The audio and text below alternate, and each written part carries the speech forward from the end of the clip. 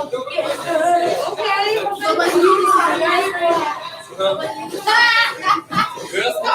on in, sit down. Pull out yesterday's vocab and notes. As you can see, there's a splash zone, and I'm not kidding. So if you feel the need to do that, splash zone. Okay, I'm told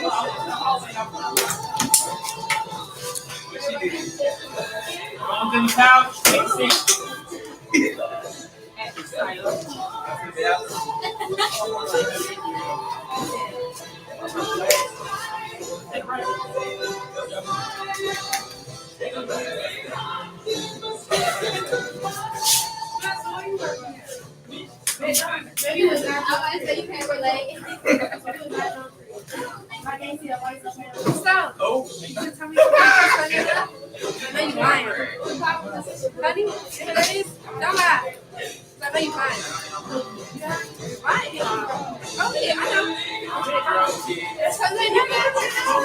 you're telling me right now you don't you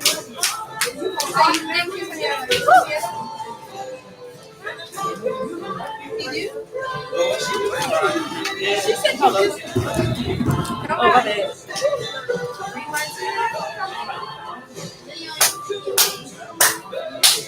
What are you wearing?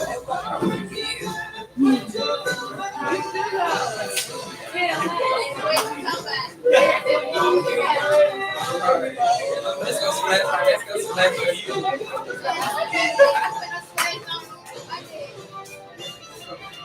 Where's your knife? On my bill.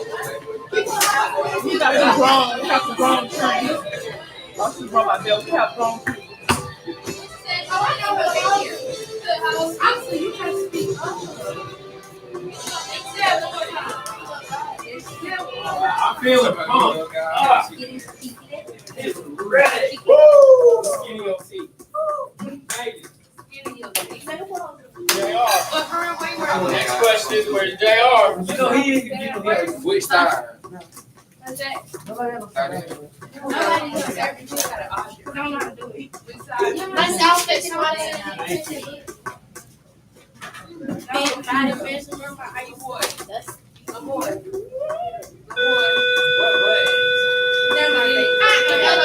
Bro, the butt on the side. All right, that was the singer bell. We are here. We are gang on. Hey, I know it's 4 o'clock, but you know how we roll. Yesterday was a very fair introduction. Amid some other conversation, right? We talked about your old tests. We talked about how we got to push forward, we got to paddle hard. So yesterday was a pretty fair introduction to a lot of the things that I'm going to peel back more thoroughly today. Oh no, in Carter.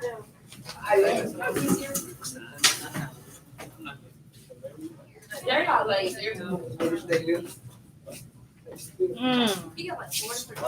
What in the world? Splash. And he knows about it too. You're the splash. Jose, that's my girlfriend.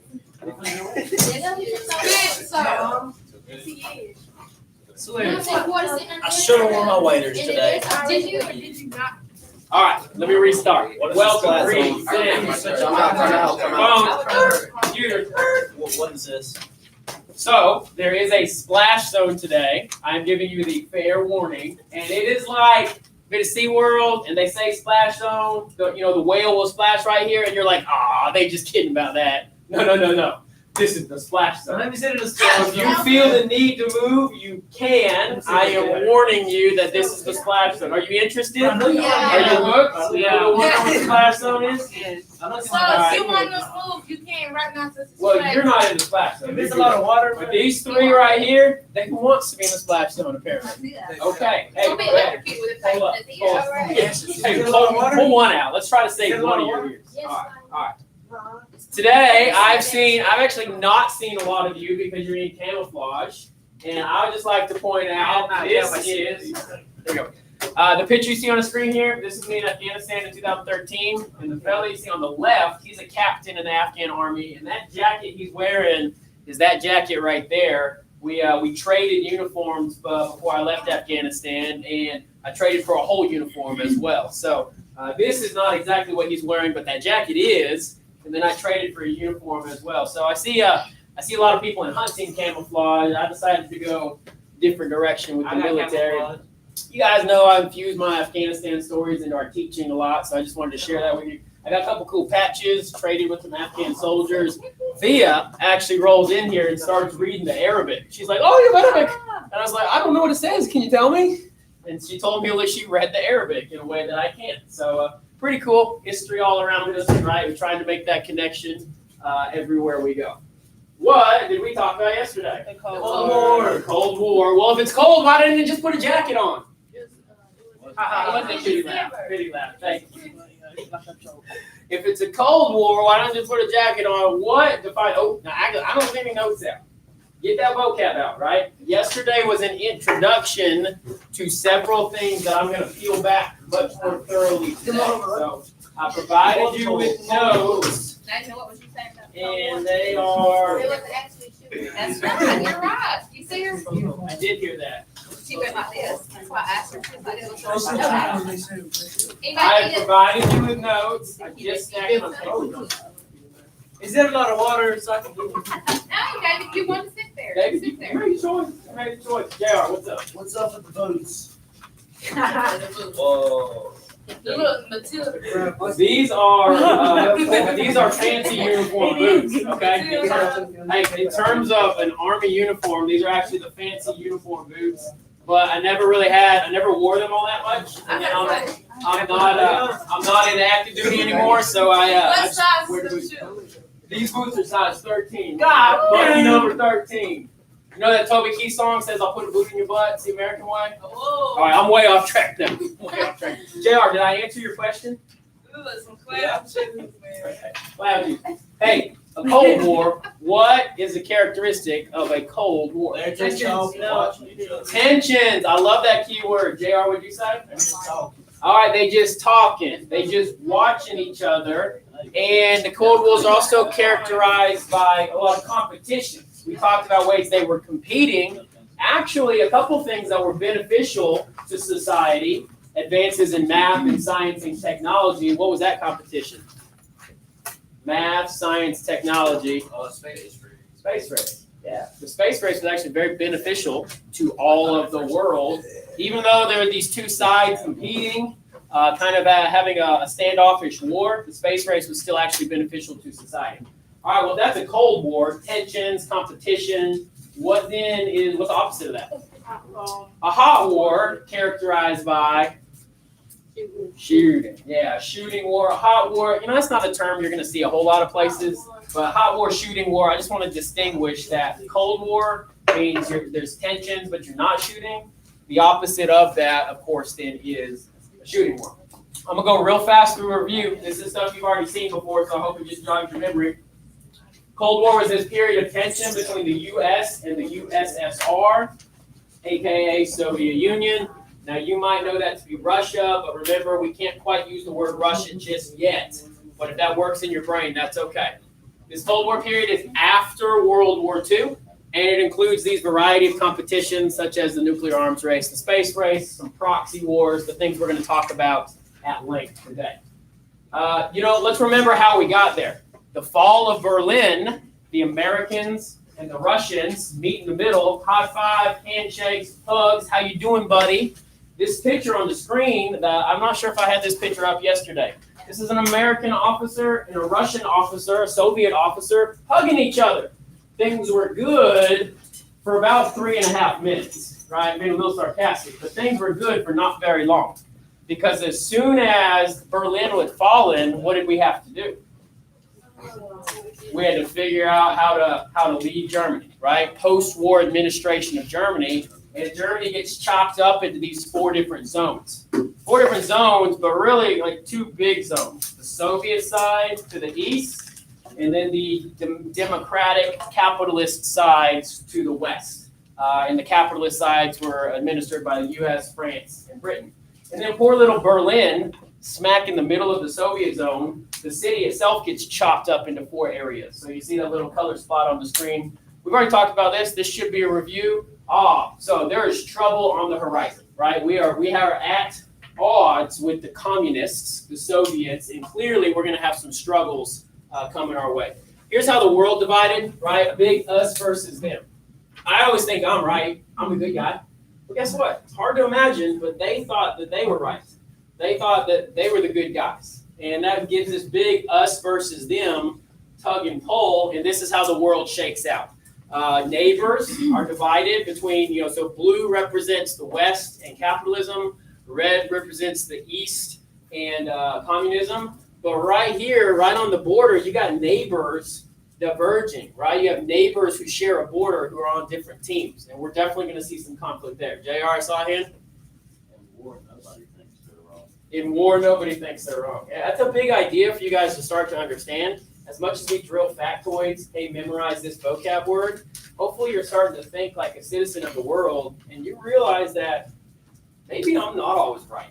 Maybe there is another perspective out there that I should consider. So JR, that's a big thought. I'm glad you grabbed onto that. We talked about the variety of competitions. I already led you to the idea that the space race was beneficial to the world. The nuclear arms race, not so much. Space race, remember, how do you win a race? You be first. Well, what were we trying to be first to? Land on the moon. Stand on the moon, actually, if you will. Put a man on the moon. So even though the Soviets racked up a whole bunch of points on the scoreboard, first, it was the Americans who actually first put a person on the moon, and we very often say we won the space race, even though if you look at it more objectively, you see that the Soviets had more firsts going on. It just wasn't the big one, the landing on the moon. And then the nuclear arms race, much more harmful to society. The fact that we were building and stockpiling these nuclear arms leads to nuclear proliferation all around the world. And to this day, there are nuclear governments who are kind of in control of war around the world. If you're a nuclear power, you're a superpower, and this really shapes politics even to this day. So the nuclear arms race has its roots in the Cold War. This is all review. I hope this is clicking. We talked about, kind of already said it, right? Perspectives. I'm the good guy, you're the bad guy. But what if we flip that, right? So we got two perspectives here. Big bad Uncle Sam is coming to take over the little bitty baby bear, right? Uncle Sam was invading the USSR from his perspective. But flip it around, got the big bad bear taking on little bitty Uncle Sam. Uncle Sam is seen as the victim in the situation. So it matters what side you're looking from. Nobody wants to see themselves as the bad guy. Jay already said it pretty well. In war, everybody thinks they're right. Here's just to kind of represent, if you were to see a political cartoon on this, on a benchmark exam, on the big exams, on the EOC, United States is consistently represented by Uncle Sam. And in terms of this, the Soviet Union is represented by a bear. Hello. Soviet Union is represented by a bear. So should you see a political cartoon of any sort, and you see the big bad bear, you should know that it's the communists or the Soviet Union. All right, this is a vocab word you saw it on a card yesterday. This could be worth writing down. Okay, I don't think I have a block for it, but on that extra page you have, it might be worth writing down. This will be our focus today: international issues. So an international issue is a problem that goes past my borders. I, as a nation, have a problem with another nation. Be like having a problem with your neighbor here, right? If you want to reach across the border and have a problem with your neighbor, you have an international issue. What is the opposite of that? What's the other vocab word there? If you have an issue inside your house, what is it? You have an issue inside your house, what do we call it? If there's a fight or disagreement, what do Yeah. they call that? Altercation. Think about local law enforcement. If they are responding to a fight inside your house, what do we often No, call it? it's okay. Oh, that's a good thing. Domestic. Yeah, here we call it domestic violence, but domestic means at home. So domestic issues are issues at home. Today, we're focusing on international issues. I just wanted to point out that the other side of that is domestic issues, and we will focus on domestic issues in a whole nother class. So international issues. Do we think that this is how the world is working right now? Kumbaya, it's a small world after all, holding hands, life is good? Are we all happy? Yeah, how about what is no? This is not the story I'm going to tell you today. It is not kumbaya, hold hands, all the nations of the world getting along. Now, this is new information, but I'm still kind of cranking out a little bit of a review here, okay? The Cold War ushers in a brand new way of approaching international relations, foreign affairs. Up to this point, up to the point of the Truman administration, our country had done a very good job to listen to Father George, right, our first president, Mr. Washington, President Washington, and his advice, his recommendation, his precedent of not getting involved in foreign affairs. Now, we have fought in foreign wars. Yes, World War I, World War II. You could talk about that we reached into the Americas, maybe a little too far, right? Puerto Rico and Cuba. But usually as a last resort, right? We didn't get involved in World War I until we had to. We didn't get involved in World War II until it affected us personally, directly. We got bombed. So we got involved in international entanglements only after we got drawn into them. This is a shift towards getting involved first. We are going to put ourselves out there into the international community. We are going to become kind of the worldwide police. We are going to say who is right and who is wrong, and we want to stop the spread of communism. We're going to leave our country, go across that ocean, and get involved in Europe and Asia. This is the first time we're doing that. So this is a major shift. It is a shift in policy, a shift in precedence. First time is going to be after World War II, right? Up to this point, we have not taken a leadership role in foreign affairs, but now we're really going to we're going to be that leader country. We're going to act like number one, and we're going to give it a moral side too. It's our responsibility, right? This is not us trying to gain land. This is our responsibility to care for the world. So again, we kind of want to see ourselves as the good guys.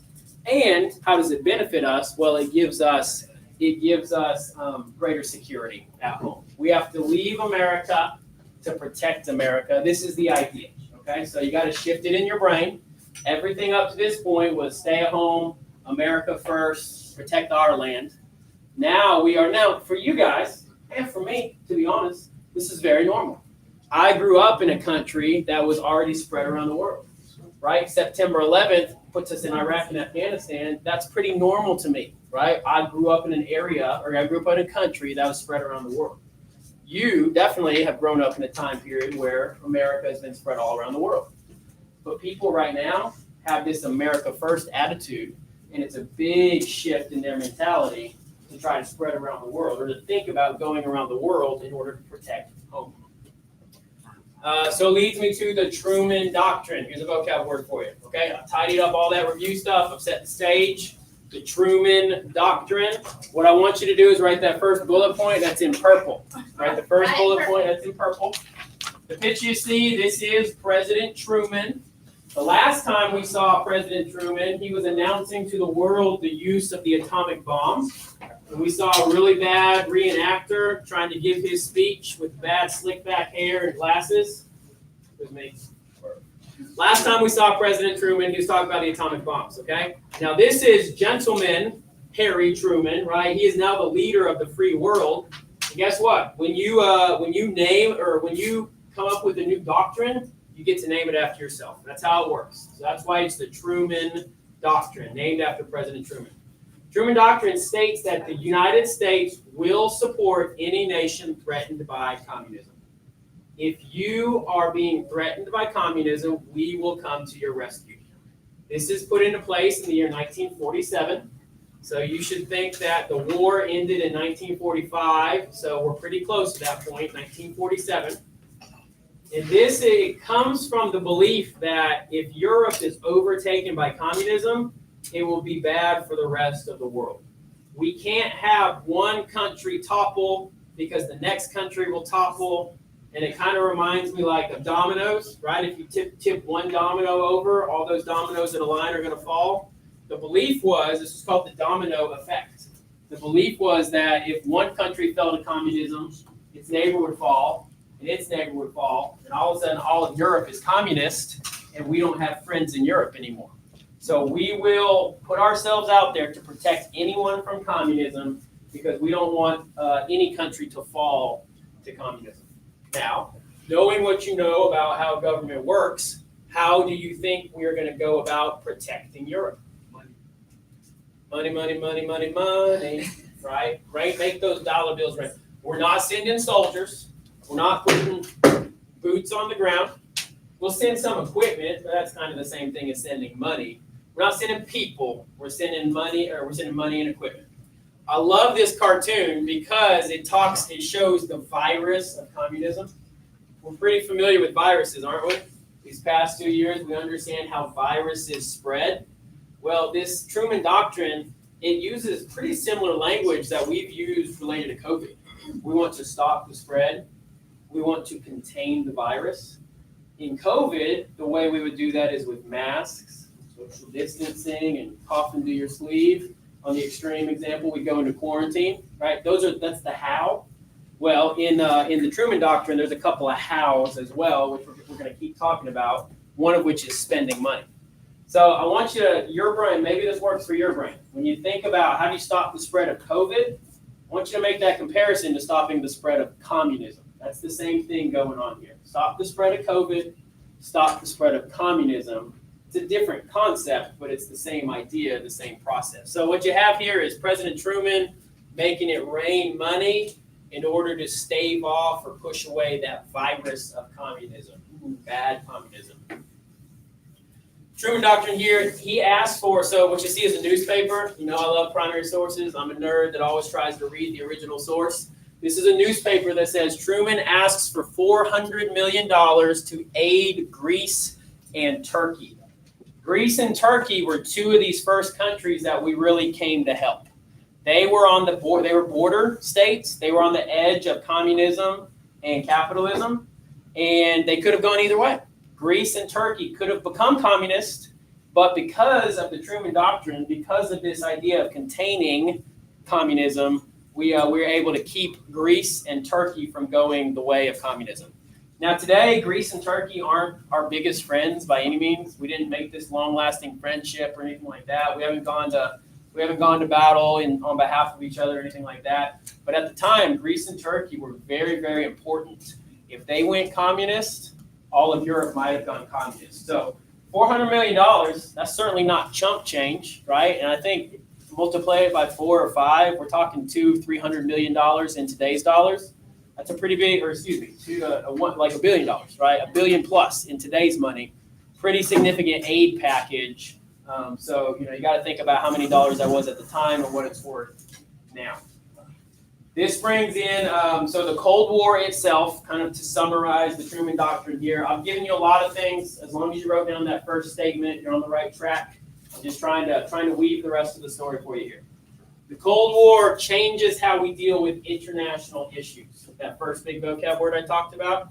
Instead of isolating ourselves, we are now putting ourselves out there. We are becoming the big world police, the global cop. And you might say that President Truman has set a new precedent. Not a president, precedent. Just like George Washington was a precedent setter, and we followed his advice for 150 plus years, well, President Truman's a pretty powerful president. He sets a new precedent, and you know what? This precedent is what you're living under right now. The fact that Americans are in Iraq and Afghanistan and North Africa and Southeast Asia and Australia and New Zealand and fill in the blank. The fact that Americans are spread all around the world, almost like imperialism, starts with the Truman Doctrine here. He sets a new precedent. So powerful presidents get to do that. I'm not saying he was disrespecting George Washington. He wasn't forgetting George Washington, but it's a new day, it's a new time, and he comes up with a new precedent for that. They are. So he's the reason why people go, or like, for example, my cousin, he's in Japan. He's the reason why that is what it is. The idea that we want to protect other countries for democracy and capitalism, yes. Now, I don't know all the ins and outs of the base you're referring to. Maybe we already had a presence there following the Spanish-American War or whatever. But it is possible, you're right, it is possible, the fact that the military goes all around the world definitely fits the Truman Doctrine. Absolutely. What else I got here? So, the Truman Doctrine, that's that big idea. One of the hows is containment. Okay? Now, this may sound similar to things I've already been saying because I talked about containing the spread of the virus. Containment fits into the Truman Doctrine. It also starts in 1947, pretty much the same time there. It is related to giving that money in aid to prevent the stop of communism. and call this a review. It is trying to prevent that domino effect, because if Greece falls and Turkey falls, all of a sudden Italy falls and France falls and Britain falls. Boom, boom, boom, boom, boom. Domino effect. That didn't happen because of containment, right? So I got the dominoes on the screen. Maybe that'll help you remember it. Jot a couple things down. I can go back if I need to, but here's what I really want you to write down. I want you to write down what's in blue. Containment is a United States policy. I want you to write down what's in blue. A United States policy using numerous strategies to prevent the spread of communism abroad. I hope you'll grab onto that word spread, because that's very similar to the coronavirus that we've been dealing with for 2 years. Numerous strategies to prevent the spread of communism abroad. This becomes our policy in 1947 at this time, and this remains one of our big policies until the fall of the Soviet Union in 1991. So we're talking like the whole duration of the Cold War, 45 years, this is our big international policy. Starts with the idea of Europe, but by all means, it extends into the Middle East, Asia, Latin America, Africa. Reasonably speaking, the reason that we went to war in Iraq and Afghanistan is this same idea. Not exactly related to communism, but change communism for terrorism, and it's kind of the same idea. We are going to leave the safety of our country. We're going to hunt you down and find you in your cave so that you can't come to our country and blow up our buildings and our cars and our streets and our highways. So the idea of going out and hunting down the enemy, that's still something we do very much today. You got the blue part written down? Blue part written down. Here's a picture that might make it simple for you. Containment is drawing the line.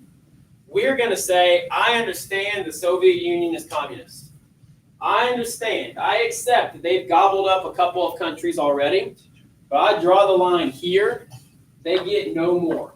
So containment is drawing the line, stopping the spread, and containing communism to where it currently exists. We accept the fact that we lost some countries. We're not fighting the Soviet Union. They are communist. We give them that. We're going to draw the line and say no more.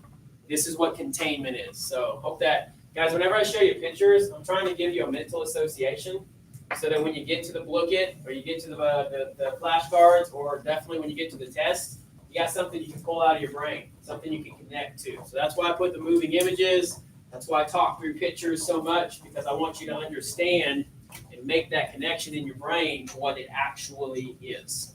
If nothing else, I'm doing a good job of teaching it to myself. That's right. Because I'm visual.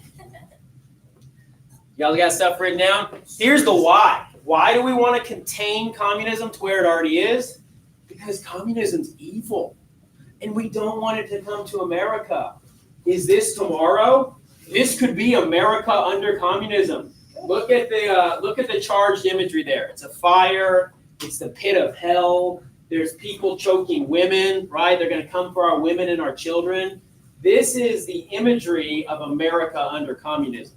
So obviously they're bad, I'm good, and we have to go fight them. This is the attitude. Now listen, history shakes out that communism is bad. Communist governments are murderous. They do not provide food and clothing and shelter for their people like they should. Communist dictators are responsible for massive imprisonment and execution. Communism is bad. Capitalism is better. So in the end, we were on the right side of history. That's important. Here's another good visual for you. Communism was seen as the red octopus. It's going to get its tentacles all around everyone in the world. It's going to snuff the life out of the world. It's going to stranglehold the life out of the world. The red octopus. Someone in third block made another connection to the octopus. Do you remember anything else about the octopus? Got 8 legs. Have we seen a picture of an octopus before in class? Who's the person? Yes, yes. Who was it? What type of person was it? A robber baron. JR said it, and who said it over here? Renasia? Yeah, the robber barons. We saw a similar political cartoon of how he had his tentacles inside of the whole industry, and he was, in charge of the whole economy. So octopus is a, pretty powerful visual. Got the creepy, spooky spiders, hanging off the side of the picture, so you can think about the red octopus trying to stranglehold the whole world. So here's the summary of containment.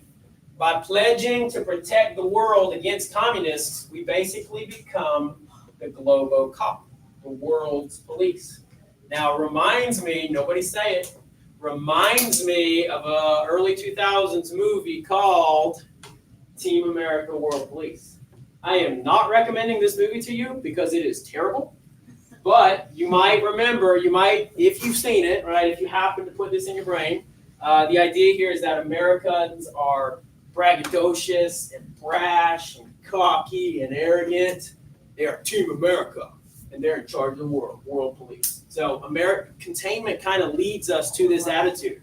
America is the world's police. You have any questions so far? They be cussing and doing stuff? Yeah, they be cussing a lot in this movie. America, heck yeah. Anyway, do you have any questions so far? They don't say heck. Do we have any questions so far? So, all right, I warned you of the splash zone. So I'm giving you the last chance to get out of the splash. David, are you sure? Are you sure or are you unsure? All right, here is, I hope that this will become. Oh, boy, you're going to get wet, boy. Right here. I hope that this is a demonstration that will help you understand containment. And remember it. David, don't chicken out. It's just water. It's water. It's not bleach. I hope this is a tiny little demonstration that will help you remember what is containment, okay? So, the big container. This is the USSR. This is the Soviet Union. Inside the Soviet Union is what?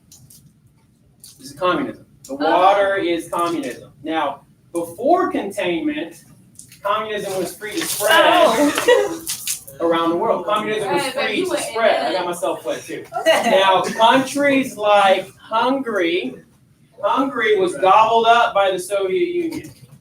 Slovakia, gobbled up by the Soviet Union, brought into communism's sphere of influence. Here's another one, Albania.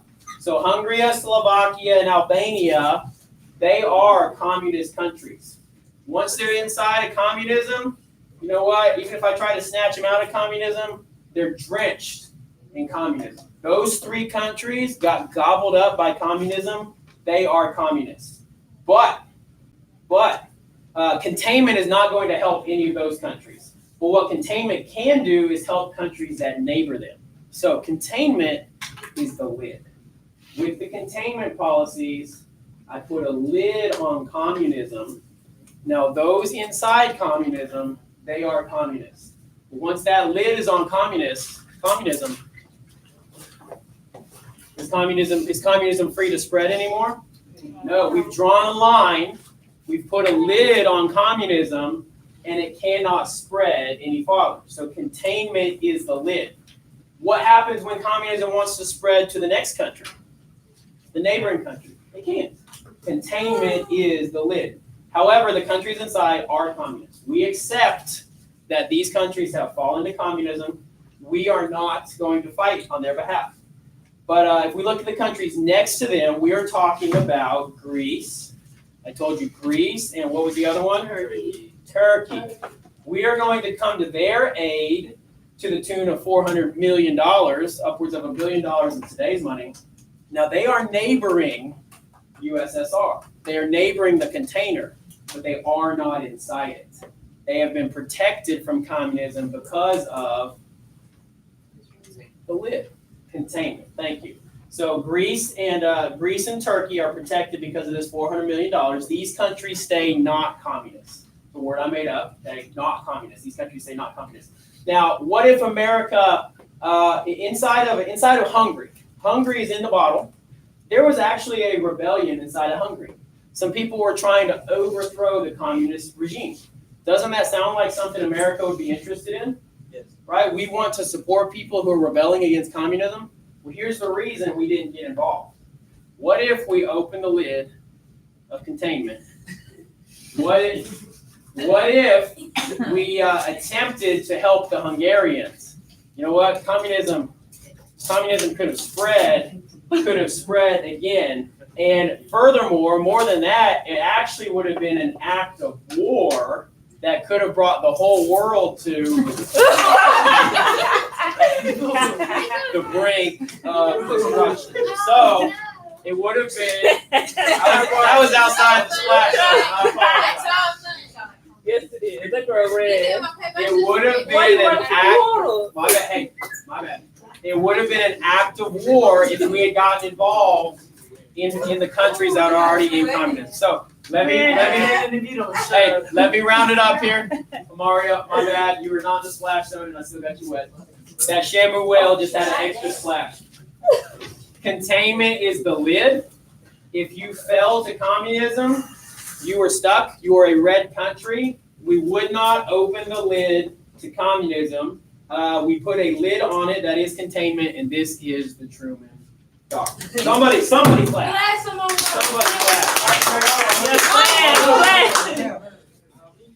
All right. Hey, so don't miss that. Don't miss the idea there. Containment is the lid on communism. We accepted that certain countries had fallen to communism, but the most important thing was that these neighboring states, bad example because they're so, these neighboring states would not fall to communism. So when you get a question on the test about communism, you're going to think about Swanson's Nalgene bottle.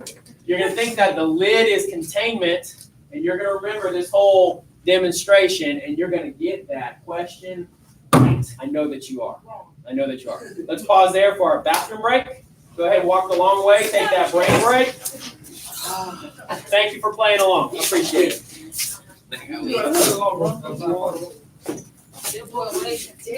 Oh, I caught him down from the show. That boy waited. The ride is not playing.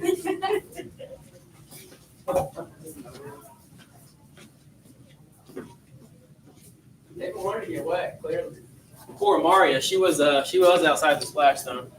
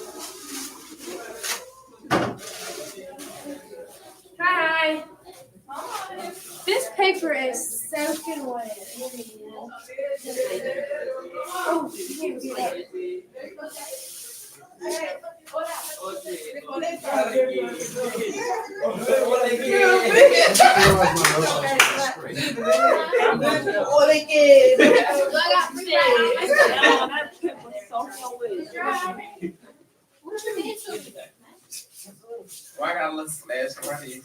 What you did to it? So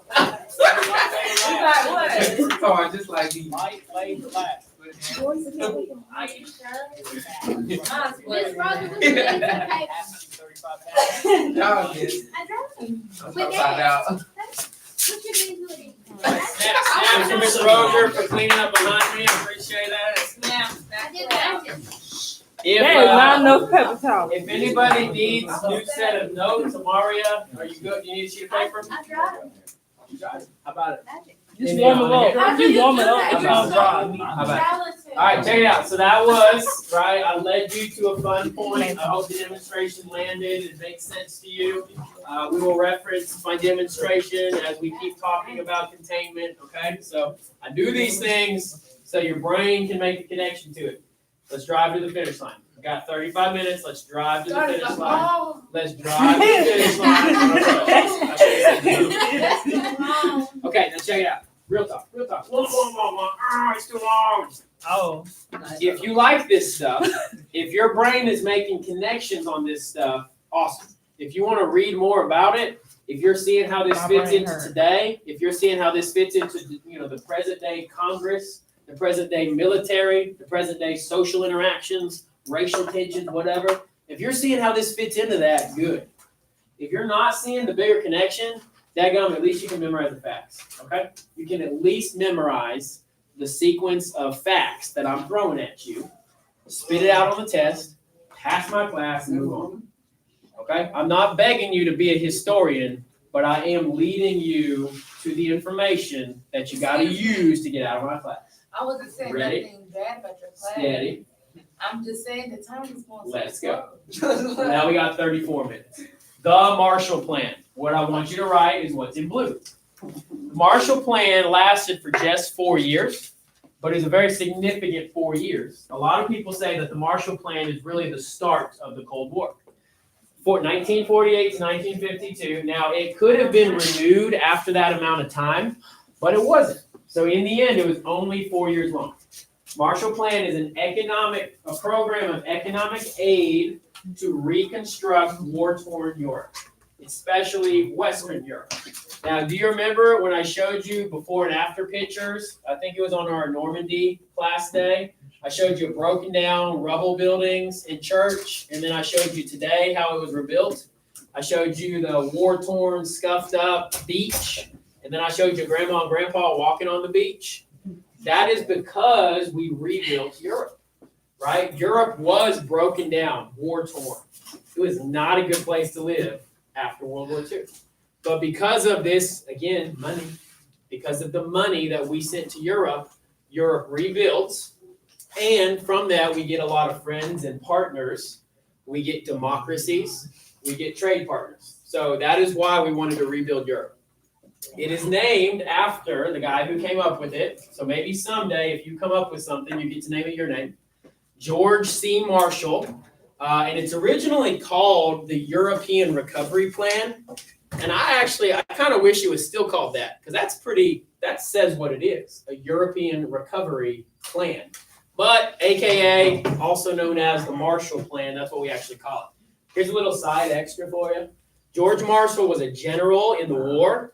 He was actually a 5-star general. So if you look at his shoulder here, you see 5 stars. JR, what's the highest rank of general officer in the military today? 4 stars. I heard 4 stars. 4 stars? Yeah, 4 stars. 4 stars. Why did they go down? So during World War II, there were a very few 5-star generals. Today, the highest rank you can have is 4 stars. So this rank right here, where the stars are kind of in a circle, that rank does not exist anymore. These days, you would just have 4 stars in a row on his shoulder. So all that to say, like, he's one of the highest ranking military officers ever in the history of the military, because his rank, 5 stars, it doesn't even exist anymore. Well, he comes up with his plan as the Secretary of State, right? He's working for President Truman. He's the Secretary of State after his military years. The Marshall Plan, you got the blue part written down? That's the most important part. As I continue to say other things, you might want to jot it down, but as long as you have the blue part down, that's the important part. Marshall Plan is two big ideas. The first idea is to prevent the spread of communism in Europe. Wow, that sounds really similar to everything we've said so far. That's because Marshall's plan is, fits into his boss's plan, the president, right? The president wants to prevent the spread of communism, so does George Marshall.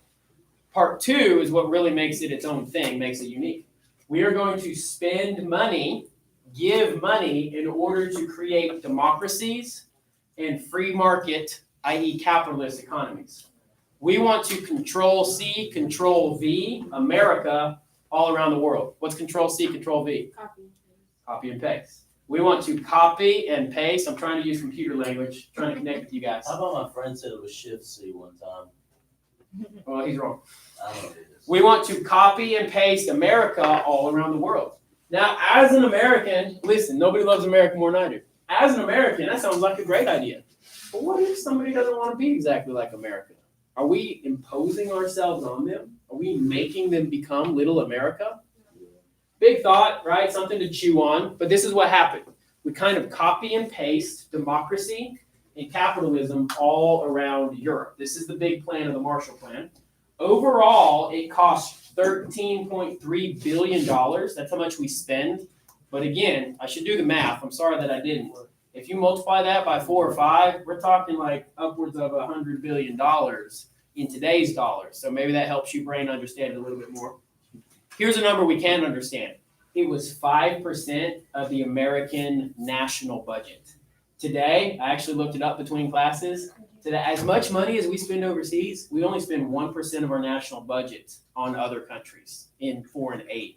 So 5% of your tax dollars, 5% of your country's income going overseas, that's how large the Marshall Plan was. It's very significant. So some people would say, man, why don't we take care of homeless veterans? Why don't we take care of hungry kids? Why don't we take care of stuff at home first before we send money overseas? Really, it all kind of starts with the Marshall Plan and rebuilding Western Europe. I don't know if I want to use the word fault, but yeah, it does start there. It starts there. In total, the money aided 22 European countries. Okay, so it wasn't just our one best friend or one or two best friends. We aided 22 different European countries. Who did we not give money to? USSR. Anyone inside of the Nalgene model. People under communist influence. Not because we didn't think that they needed help, or not because we didn't want to care for them. If they got gobbled up by communism, they probably needed some help, but because it would be seen as an act of war. It'd be seen as going against the Soviet Union. So we helped countries who were not under Soviet influence. We didn't mess with the Nalgene bottle, to continue that example, that analogy right there. Big idea was, this is one of those posters that kind of represents what was going on. We're all in this together. Anybody? Song, clap, clap. No, High School Musical? None yet? Third block sang. Yes. Third block sang the next 3 lines with me. No, I don't know. This represents that everybody being aided by the Marshall Plan, we're on the same team, we're on the same side, we're all in this together. Here is a representation of how the money actually got spent. So you can see our besties got the most, right? United Kingdom, England, we give them the most money. France, the second most. Other countries like Greece, a little bit less, and that's not even to show the next, 17 countries that aren't even on the circle. We gave our favorite countries the most money. So it wasn't this even distribution of the funds. We did play favorites a little bit. We gave the most money to our best friends. And here's just kind of another representation. It shows how hot, this is a stack of money. So the United Kingdom gets a lot. Iceland, not so much. Portugal, not so much. Just kind of shows you where the money is going. If you're a visual learner like me, that probably helps you understand what's going on. Questions on the Marshall Plan.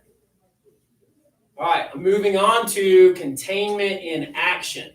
So it's one thing to talk about this, talk a big game, right? Ooh, we're going to contain communism. We're not going to let you spread. But what's the phrase? Put your money Put your money where your mouth is, right? Well, now it's time to prove that we believe in containment. And we do this through a couple of different proxy wars. You remember what that means? Got a reminder on the screen for you. A proxy war is where we use other people to kind of fight on our behalf. So we don't get directly involved with the other guys. But in this case, the first proxy war we're going to talk about is the Korean War. And we use the South Koreans. Now, we get involved, sure, but we really use the Koreans to kind of fight communism on our behalf. So let's talk about the Korean War. You may be most familiar with the Korean War through this television show. What is this? Squid Game. Squid Games. Little bit of an older show. It is MASH 4077. Okay, it's a medical show, but it is set in the Korean War. So your parents are familiar with this show. If you're not, your parents are. Your grandparents definitely are, right, Jose? You watch all of them. I think they rerun on the CW, maybe. Anybody? I don't know. MASH. Yeah, they used to. So this is, the Korean War is often called the Forgotten War. And in fact, it's actually incorrect to use the word war because war was never declared. Jose, what is it called? Excellent. I'm glad that you know that. It's called a police action. Remember, America is the world police? Well, we never formally declare war. Now, I understand we use the phrase Korean War, but more accurately is a police action. And in fact, a lot of times it's called the Forgotten War. So MASH is kind of one of the lasting legacies of the Korean War, one of the few ways that it's still kind of in the American conversation. Here's what you need to write about Korean War. Write this on your page. A war, and I'm going to use that word even though we know it's a police action, a war fought by the U.S. from 1950 to 1953. The communists supported the North, and it's not quite accurate to say North Korea. It's not its own country just yet, okay? So the communists support the North. U.S. supports the South, and in the end, we are divided at the 38th parallel. Anybody know what a parallel is? About to get all geography on you. Write this down, and David, come point to the Koreas for me. Really? Yeah, really.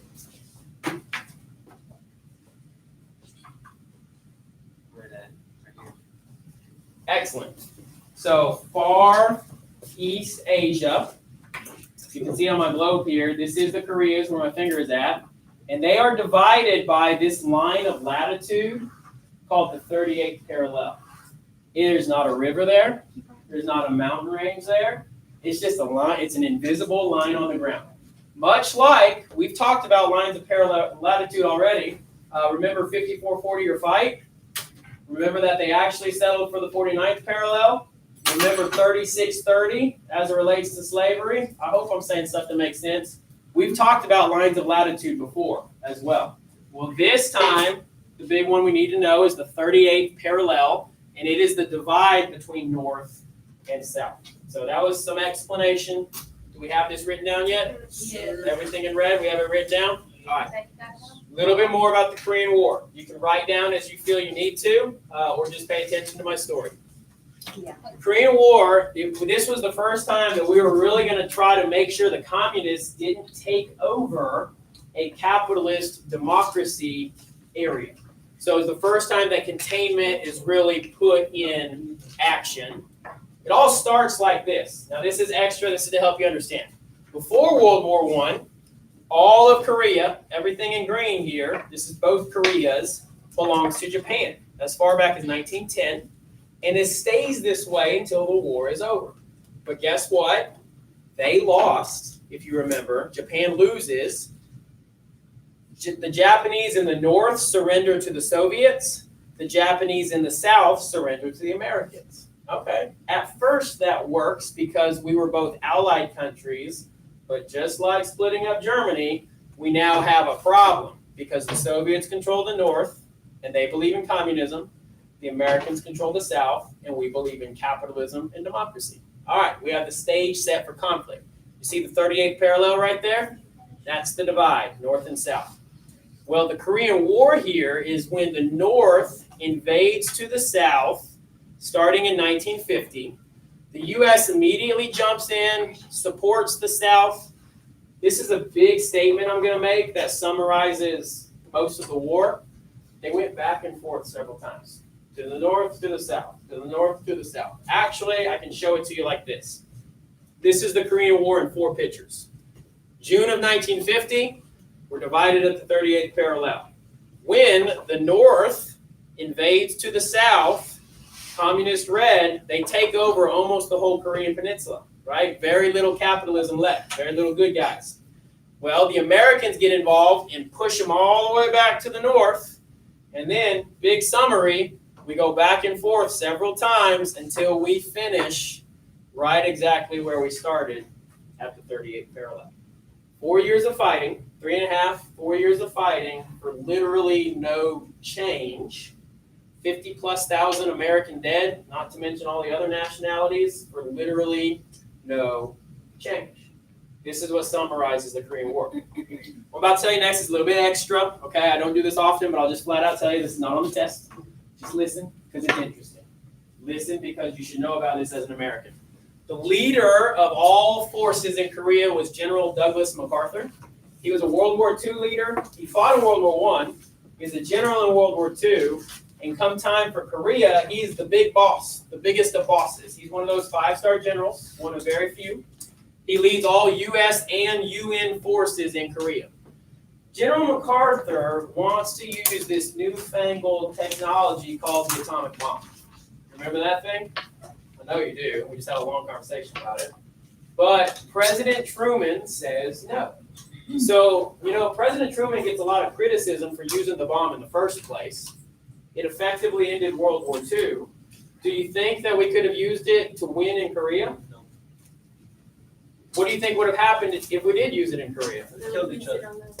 We may well have blown each other off the face of the planet. That's right. We may well have bombed each other off the face of the planet. Because if we used it, and then the Soviets used it on us, and we went back and forth with trading bombs, we may well have blown each other off the face of the planet. So we'll never know. It didn't happen. But that, President Truman gets a lot of criticism for using the first bomb. I think that he actually made a very good decision to not ever use it again. MacArthur doesn't like that. He actually starts disagreeing with Truman publicly. He actually disobeys some orders. And you got to think, as a military man, that's a big no-no, right? You're supposed to follow orders. JR, if you disobey orders from your lance corporal, what's going to happen? You're going to do push-ups. But General MacArthur, he disobeyed the president. He got fired. Not killed, but he got fired. He got canned. Ironically, a little bit later, he runs for president and gets beat really bad. But that's not his final legacy. MacArthur is held up as a very good military leader. Unfortunately, the way he got fired in Korea is just a sad part of his career, kind of how it finished up. General MacArthur, you want to take a guess what college he went to? Yours. Homeboy went to West Point, that's right. East Point in the south. He's actually very iconic and famous at West Point. There's a statue of him at West Point. And that is like 14-year-old me. That's freshman in college me, and that's the MacArthur statue. So General MacArthur is, very revered in military circles, and that's why I wanted to tell you about him, especially as he fits into Korea. He has a very storied military career. His career is not about getting fired by the president. He did many good things for the military as well. All right, let me finish the war up. Let's finish our conversation for today, all right? JK, you good with that? We'll finish our conversation for today? All right. Here's the end of the war. It ends in a stalemate at the 38th parallel, which is exactly how the situation started in the first place. And to this day, the North is communist. And it's actually a very, very dangerous place. What do you think you know about North Korea? If you go from north, if you try to live in North Korea, they'll kill you. If you try to escape to the south, you will likely be shot as you're escaping the border. That's right. What else? Just like Afghanistan. Very dangerous, totalitarian dictatorship. Yeah. Something that's really, North Korea is kind of like a unicorn. We don't know much about it. No, I'm serious. They don't have media. They don't have cameras in there. They don't let people really see what's going on. They only put out their own messages. You want to know what kind of messages they put out? So they really revere their leader. They call him the supreme leader. It's Kim Jong-un. And and I'm gonna show you a picture here in a second. That boy is. They hold him up to like a godlike status, and they will put out press reports that show the supreme leader made a 500-yard hole-in-one golf shot today. Nobody believes that. They crazy. The supreme leader runs a 2-hour marathon. He fat. He definitely. He didn't. They put out these, you want to talk about fake news, right? They Yeah. put out the fakest of news, and nobody can get in there to like really get the real story. So that's why I say they're like a unicorn, kind of You like. gotta think, kinda they like a don't want black hole. anybody to know through the media because why? Why do they not want them to know what's going on everywhere else? That's right, because they're worried about socialism or capitalism or these other things, and so if they can cut them out, then hey, he's done his job. Kim Jong-un is very controlling. He'll kill his own family. If he tells you the lights go out at 6 o'clock, they go out at 6 o'clock. There is no, well, mine's gonna stay on, but you could be shot. You say that, okay? So it's very, very rough. People in North Koreans, they legitimately don't have a perspective about the outside world. No, they don't. They believe They have no idea. that what they see is the way it is everywhere. This is life. This is normal. It's just And really they sad. literally don't understand. There's no Facebook, Instagram, Twitter, outside connections. They literally don't understand the way the world works. So it is a very And interesting that thing line to is study. still there. You have South Korea that stands on their border and North Korea on theirs. So let me finish the war, and we will talk a little bit more about the modern. So in the end, 3.5 years of fighting, nothing really changes. Here you have the newspaper that says the war is over. Actually, we never signed a peace treaty. To this day, today, the year 2021, a peace treaty is not signed. Technically, the police action is still open. What we did was sign an armistice, which is the laying down of the arms, but we have technically, officially never signed a peace treaty. So what that means is that this 38th parallel is still armed, still manned. It's actually called the DMZ, Demilitarized Zone. That means that there's this space of 10 or 15 yards where nobody crosses. North stays north, south stays south. Everybody knows, like, if one shot happens, whew, that shot heard around the world for sure, right? Game on. It's called the DMZ. U.S. foreign policy doesn't interact with North Korea. U.S. presidents never talk to or acknowledge the North Korean president until, and I wanted to say real careful, this is not politics one bit, this is a fact. In June of 2019, President Trump stepped across that line and has a conversation with Kim Jong-un for the first time in decades. The Americans have a conversation Both with of the them North Koreans for the first time in decades. Guys, this is, I know not everybody likes Donald Trump. I don't care what you think about Donald Trump. This is unbelievable. To think that the American, like, for decades, nobody could even begin to imagine that. He wouldn't have it out. He would not listen to you. He would not talk to you. Have no relation to you. So that's why it was so huge. And yeah, Kim Jong Un is, yeah. So it is, yeah, definitely not a 2-hour marathon. You know what I mean? Majors, please release the esports status. Hey, I play esports. All right, let me show you what communism looked like. You know the phrase, a picture's worth what? Picture's worth 1,000 words. I'm going to actually not even have to elaborate on this for you to see the difference between communism and capitalism. So let me walk you on in here. We're looking at the Koreas, okay? Google Earth image, South Korea, North Korea, South Korea, North Korea. You want to see communism from space? This is what communism looks like from space. Find the communists. It's the ones with literally no lights on. Here's a better picture. South Korea is technological, it's urban, it's modern, it's built up, it's connected. This is South. You can literally see the line where communism is a black hole.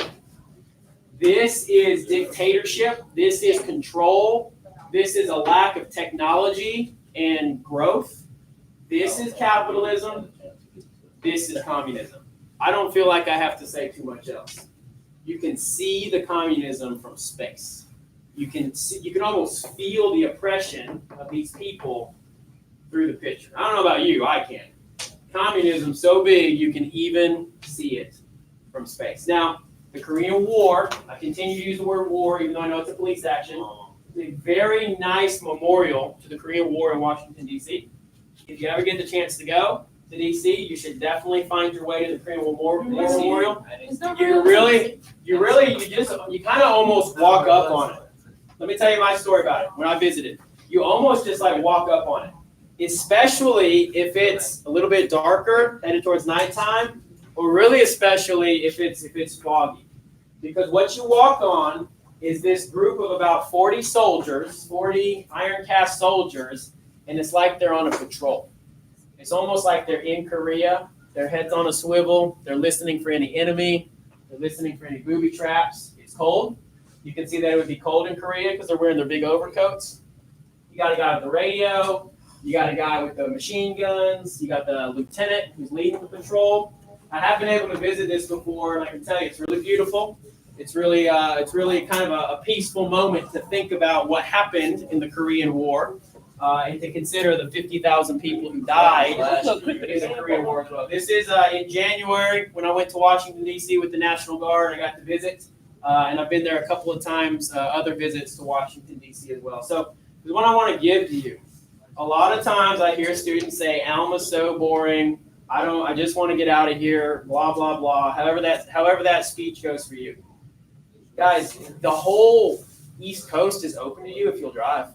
I know that you might not be 16 yet. I know you're with your families and, maybe you can't go on a family trip, whatever.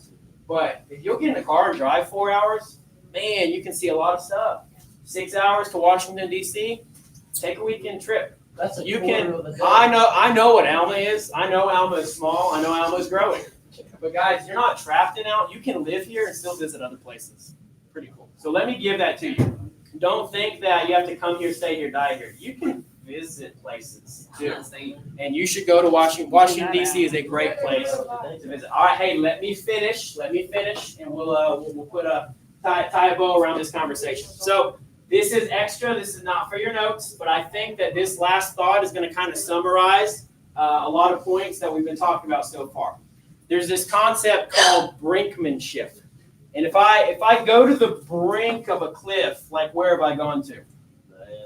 The edge, right? So brinkmanship is the U.S. and the Soviet Union coming to the brink of nuclear war and stepping backwards, only to come right back to the brink, almost into nuclear war, and step back. Brinkmanship. We come to the edge of the cliff and we step back. This idea of brinkmanship happens many, many times over the course of the Cold War. And there's actually another phrase which is called mutually assured destruction. I've said it a couple of times already. If you shoot at me, I'm going to shoot at you. If you fire one at me, I'm going to fire 1,000 at you.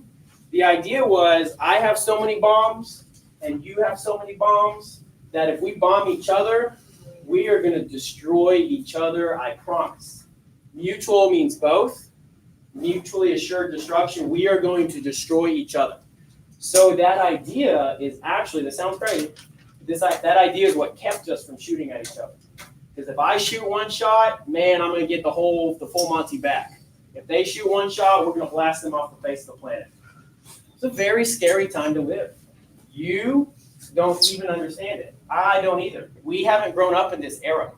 But our grandparents, my parents, I know my dad has talked about this, they used to do nuclear bomb drills, much like we would do a fire drill, where they would go under their desk. I'm not sure how good that was. They'd go under their desks as if that was going to save them from the bomb. We don't have to do that. Some people actually thought like bunkers to go down into, because it was that scary at the time. You guys play that video game Fallout? That's from this time period. Every now and then your video games really connect with history pretty well. I have it. One last picture to round it out for you. So that is President Kennedy. And we haven't quite talked about him yet, but he fits into the story. We'll get there. And then the Russian premier. And now it's just a cartoon. They never actually said this. But the idea is they created a monster that is nuclear war. And man, can we get a lock for this thing? How do we put this thing back where it came from?